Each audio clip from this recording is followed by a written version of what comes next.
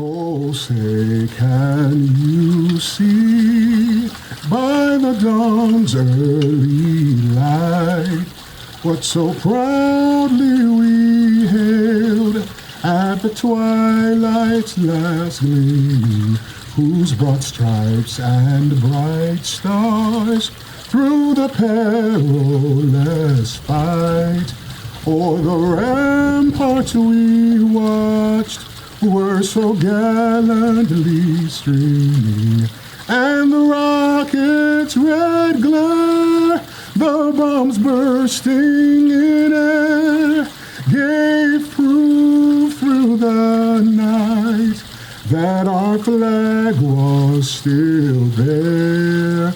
Oh, say, does that star-spangled banner yet wave o'er the land of the free and the home of the brave?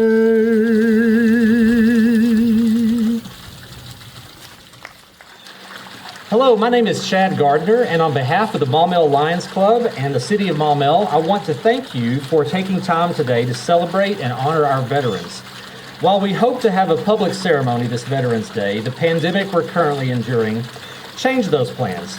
We felt it would be better to protect those in our community who are most vulnerable, and instead release this video online so we can still honor our veterans and give thanks to them for their service to our country. For many years, the Maumelle community has strongly supported the ceremonies we've held on Memorial Day and on this day as we honor our veterans. So we hope to see you all in person again next year as we continue to honor those who have served our country. I want to welcome our speaker this year, Chief Master Sergeant Quadric Brumfield. Chief Master Sergeant Brumfield was born in Macomb, Mississippi, and after graduating from high school, he enlisted in the Air Force in February of 1994.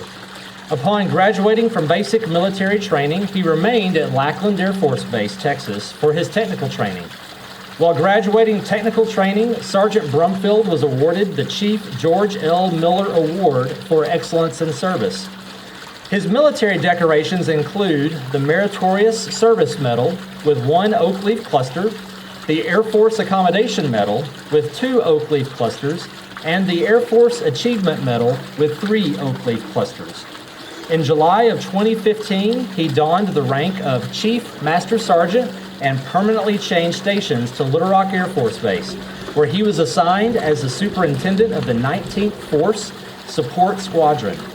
In October of 2015, he was selected as the superintendent of the Mission Support Group.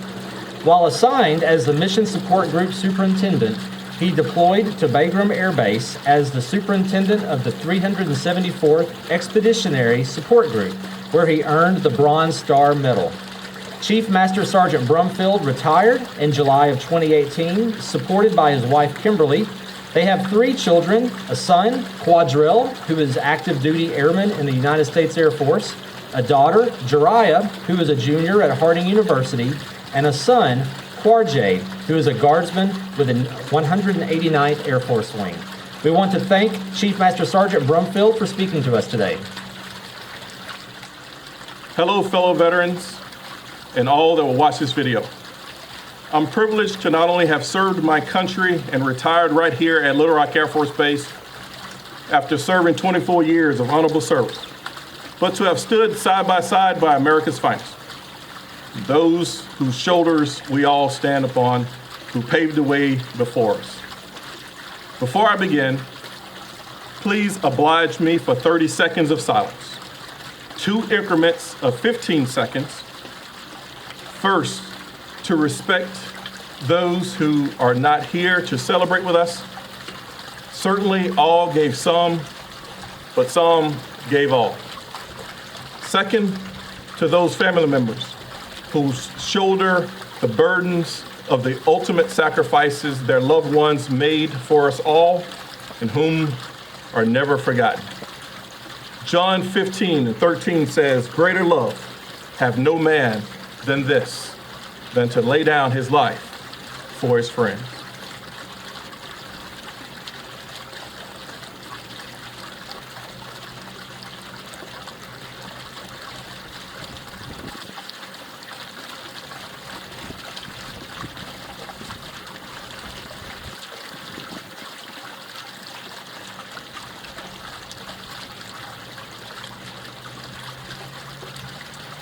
Many of you wanted a place to grow, where you will be a part of a team, fighting for something much greater than yourselves.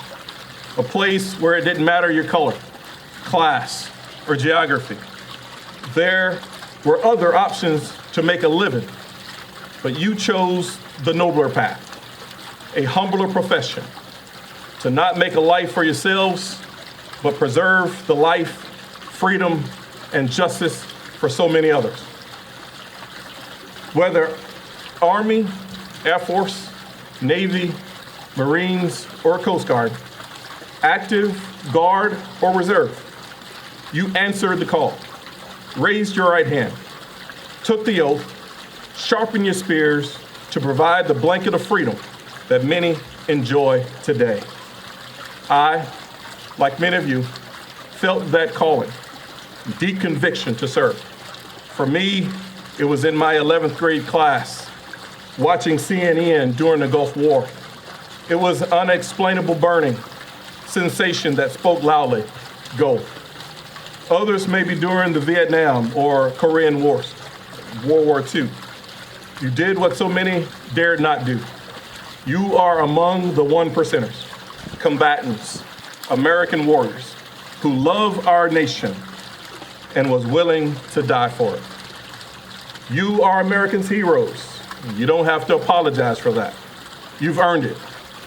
You chose to don the cloth of freedom and bear the burdens that others could not often and often at a moment's call. You chose to leave families behind for a place of less convenience. Whether the harsh blizzards of Kyrgyzstan, blistering heat of Saudi Arabia, or the dust bowls of Kandahar, no matter the conflict, whether rescuing fleeing immigrants from Cuba at Guantanamo Bay, keeping Saddam Hussein at bay from Kuwait, or taking the fight to the Islamic regimes from Bagram Field, Afghanistan. You chose to carry the torch that will light the path of freedom for all of our country and many abroad. From the youngest Air National Guard soldier, having only served a few months, to the Hispanic naval sailor who earned her citizenship while deployed, to the oldest Air Force officer, we come from diverse societies, different generations, fought and varied battles, have different wounds, carry individual burdens,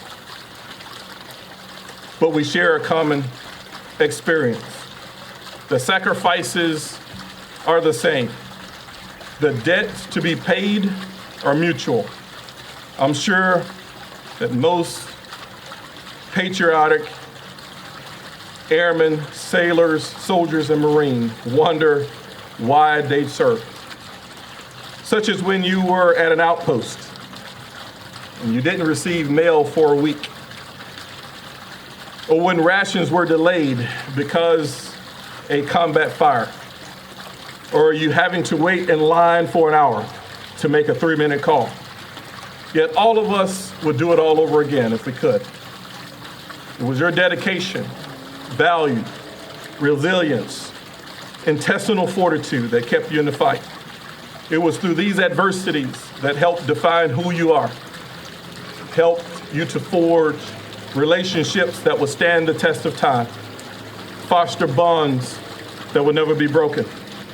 The brotherhood and camaraderie that you share among your fellow warriors are unmatched. You represent the best of us, the best of our country, and we owe you a debt of gratitude. Though many of us have retired our uniform, you still serve. Serve in federal government, in the local businesses and boards on nonprofits. Lead your HOAs in your communities. You serve by living the core values that are etched in your DNA, by the character of respect that you have for Democrats and Republicans and independents alike, because we are all American. We still lead in our local VFWs, pharmacy dispensaries, or have pledged a lifetime membership in our services organization, supporting those that fight on the Hill for the benefits of the members who are still serving today. You don't run from challenges, you run to them and lead through them. It is you who are our American heroes. America needs more like you. You don't complain, you make change. Change for the better of humanity, our communities, and our society at large. You stand taller, walk straighter, and your lips even quiver at the sound of the Star-Spangled Banner. You may not have a monument or have your name carved in granite, but you are proud Americans. If cut, you bleed red, white, and blue. You are better men, fathers, mothers, citizens, leaders of our nation. Make no mistake about it. You are blessed to be an American, but America is certainly blessed by you. Continue to be proud.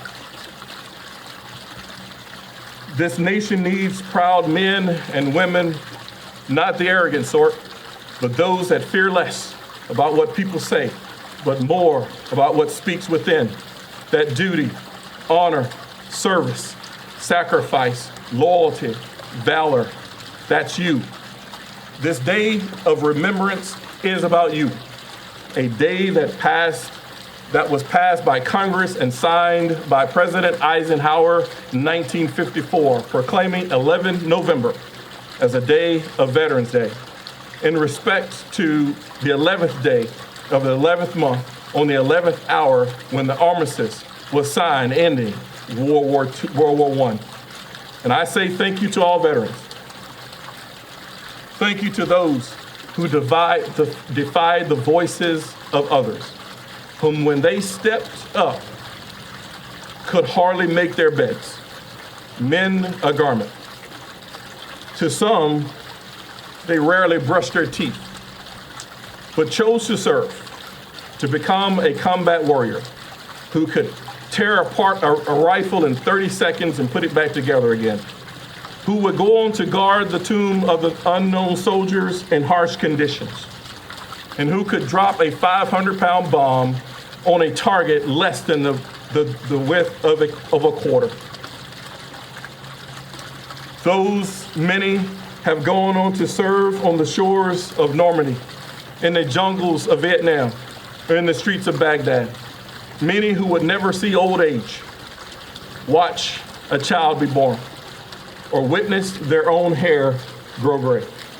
These, you, are our heroes.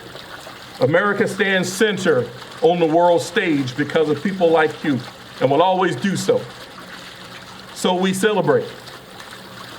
I celebrate my sons who are in the service today, alongside your sons and daughters. So happy Veterans Day to you, and may God bless you and your families, and may He continue to bless these United States of America.